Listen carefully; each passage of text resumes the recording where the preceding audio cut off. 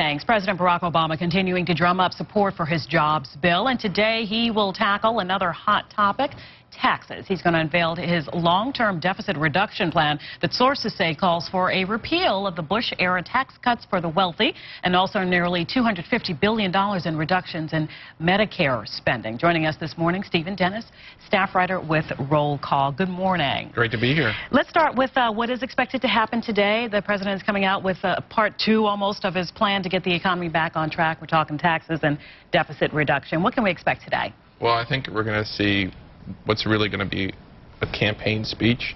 I mean, what his plan that he's going to propose today, which was outlined to reporters yesterday on a briefing from senior administration officials, really has zero chance of passing the Congress. You talk about $1.5 trillion in additional revenue over the next 10 years.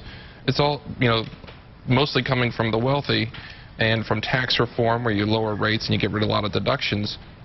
Most of that's not going to go anywhere in the House. You had John Boehner last week, the Speaker, saying no additional taxes. And you got President Obama going the other direction. Both of them were pretty darn close to cutting a big bipartisan deficit reduction deal just a couple of months ago. Since then, they've been going in opposite directions. Boehner, during that negotiation, was willing to go up to about $800 billion in revenue. Obama was coming down to $1.2 trillion in revenue. Well, now Obama says $1.5 trillion and Boehner is at zero. So, they're going in opposite directions. And I think, part of it for the president is his poll ratings are so low. When your poll ratings are at 40%, 39%, you've got to get your base behind you, and that's what today's going to be about. Well, I was going to say, you mentioned that word campaign, and he is in the season, if we're being honest, and his base says you've compromised too much, and then the Republicans say you're not doing enough. It is almost, it's a hard situation between a rock and a hard place for the president. So what does he do now? Well, I think what he does is he tries to rally his base.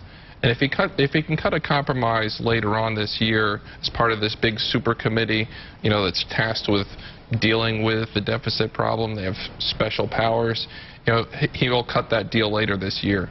But right now, politically, he needs to shore up his base, and that's that means that jobs package last week, $447 billion, the kinds of things that his base has been asking him for, things like infrastructure spending, more tax cuts for the middle class over the next year.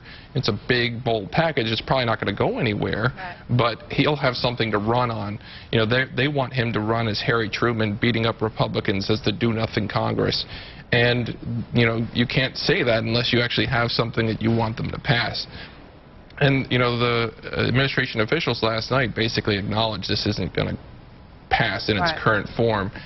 This wasn't crafted to get the votes. This was crafted to say this is President Obama's vision. We're going to be hearing a lot about also the Buffett rule. This is, if you make more than $1 million a year, Obama's going to say you have to pay at least as much taxes as your secretary.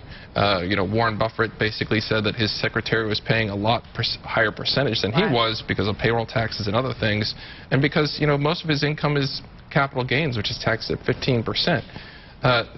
The other thing that you're going to hear the president stake out today is we're told that he's going to say he will veto any deficit reduction package that cuts Medicare but doesn't raise revenue from the wealthy.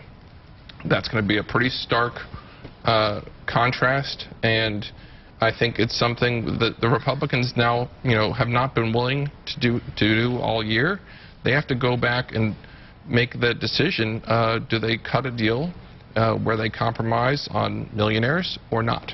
And, poll ratings sometimes move Congress. We're going to have to see how popular some of these proposals are, and can Republicans continue to put up that strong front, which they did all weekend on all the Sunday shows.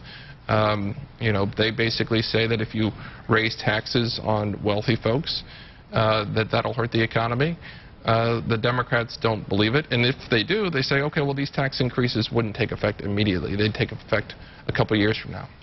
We will be watching. We all know Congress's numbers not good either. So, yeah, people will. It's an election year. Hopefully people will get that compromise. We'll see what happens. Stephen Dennis is a writer with Roll Call and a friend of Fox 5 Morning News. Good to see you again. Great to be here. Steve, over to you.